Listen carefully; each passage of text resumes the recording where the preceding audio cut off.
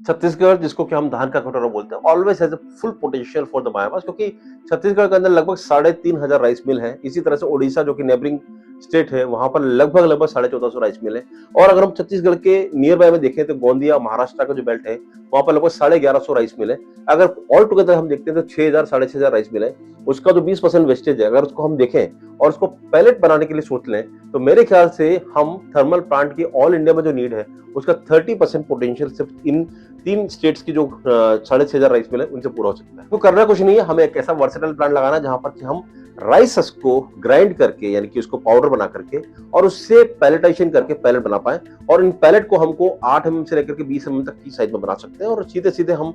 NTPC के tender में participate करके इस पैलेट को सप्लाई करके एनटीपीसी की जो डिमांड है उसको पूरा कर सकते हैं आसानी से। छत्तीसगढ़ के अंदर, ओडिशा के अंदर या फिर महाराष्ट्र का जो नेबरिंग स्टेट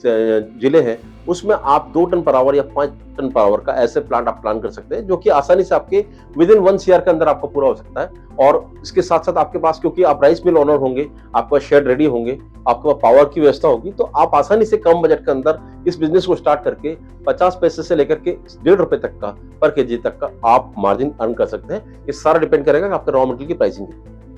छत्तीसगढ़, ओडिशा और महाराष्ट्र की हम बात करें तो राइस से अगर आपको पैलेट बनाना है तो आपको जो कॉस्टिंग आने वाली है वो लगभग 1.5 रुपए पर केजी, यानी 1.5 रुपीज पर केजी से लेकर के 1.7 रुपीज पर केजी तक